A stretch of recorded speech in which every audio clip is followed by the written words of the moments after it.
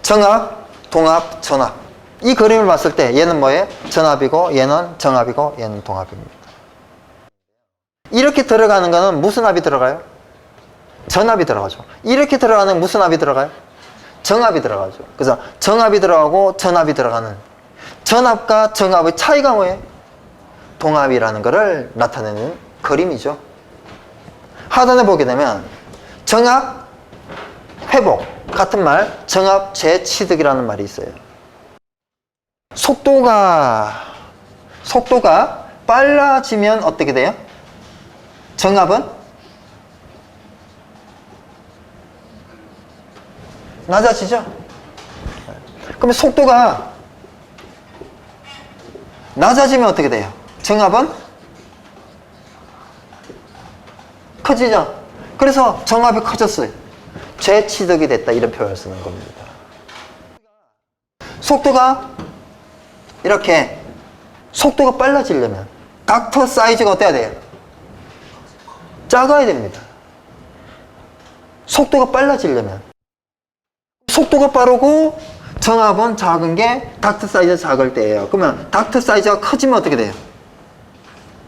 1번 점에 비해서 2번 점은 정합이 높아진 겁니다. 속도가 떨어지고. 이게 이제 재취득이 된 거죠. 결국은 이건 뭐예요?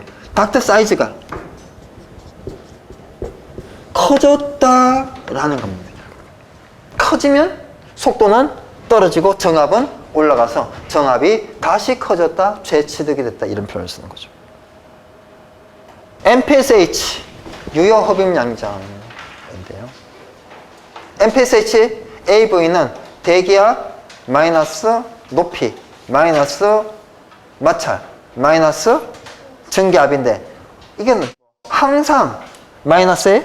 아니죠. 흡입할 때는 흡입 높이는 마이너스인데, 위에서 내려 누르는 수조가 밑에 있으면, 펌프가 위에 있으면 마이너스인데, 펌프가 있고 수조가 위에 있으면 이 높이는요, 플러스입니다.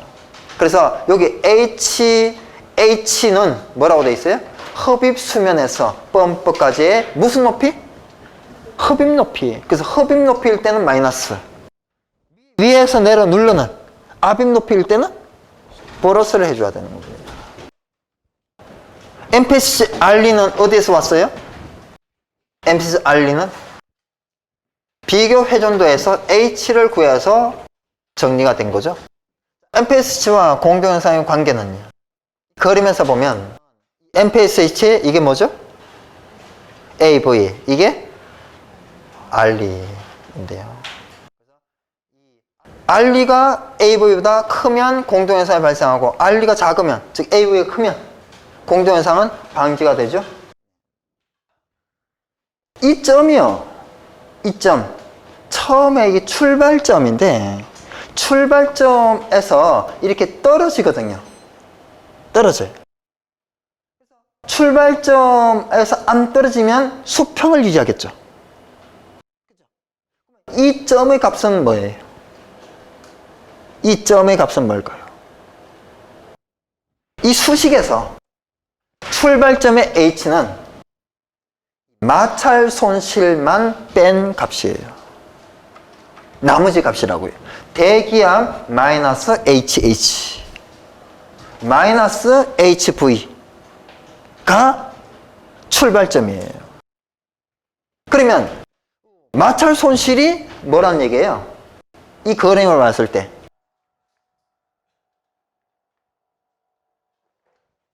점점 이 커지는 값, 이게 뭐라고요? HF예요. 마찰 손실. 하젠 윌리엄스의 공식에 의하면 마찰 손실은 뭐에 비례하죠? Q에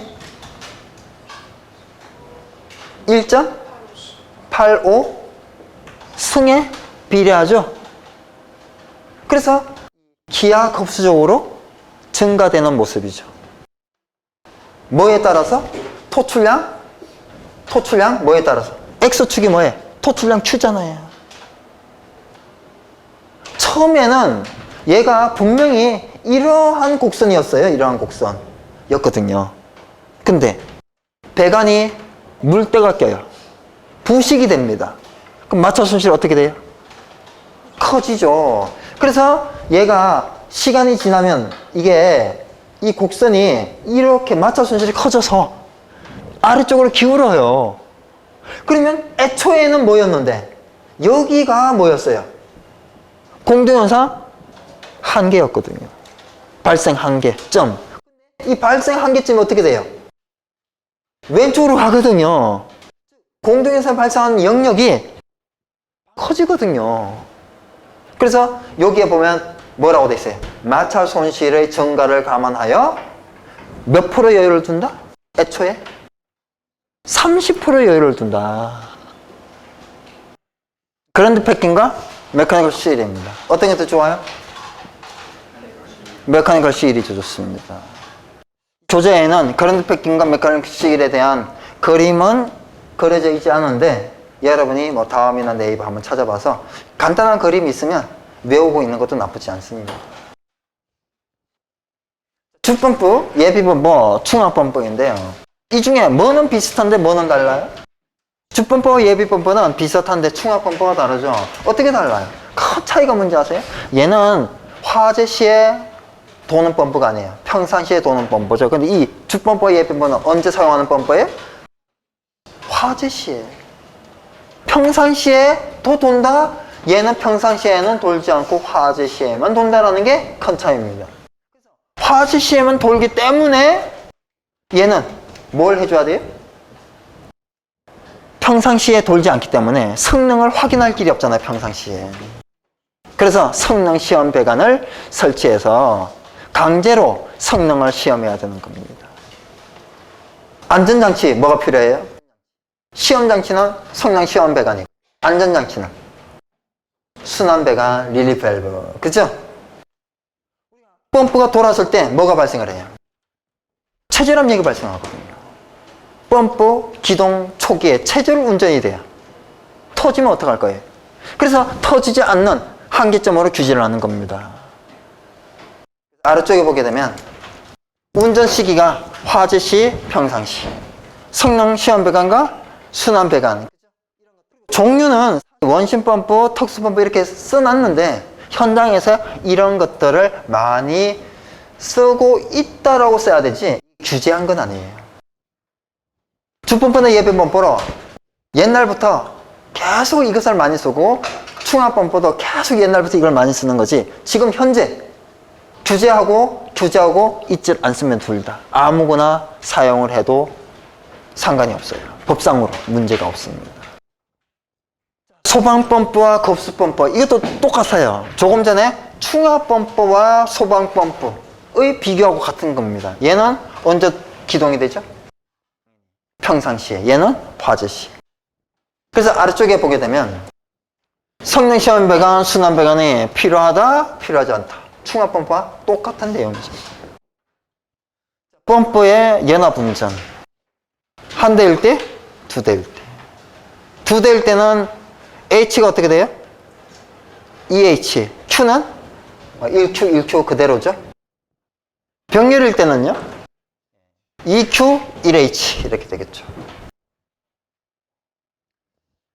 PVC 앞에 C가 하나 붙어 있어요. PVC 배관 앞에 컬로로네이티드라는 말이 하나 붙어 있습니다. 그러면 이 컬로로네이티드라는 말이 뭐냐?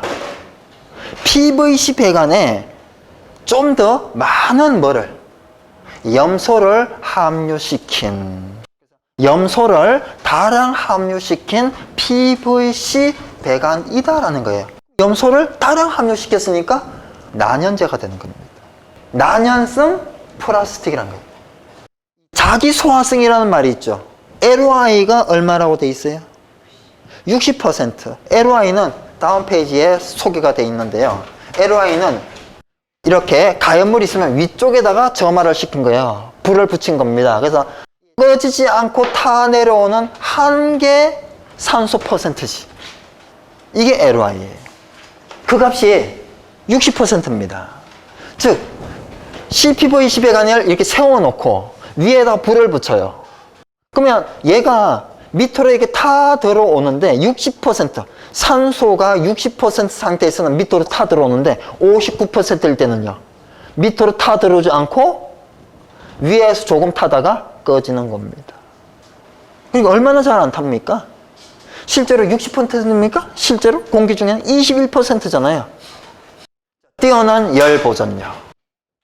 열 전도율이 낮다라는 거죠. 사실 이 소방에는 이 열 전도율이 낮은 거는 크게 필요는 없는 듯해요. 온수나 냉수 배관일 때는 열 손실을 최대한으로 줄여야 되잖아요. 그죠? 뭐가 필요할까요? 열 전도율이 낮은 게 필요하죠. 월등한 유체열하면요, 마찰 손실이 작다라는 얘기죠.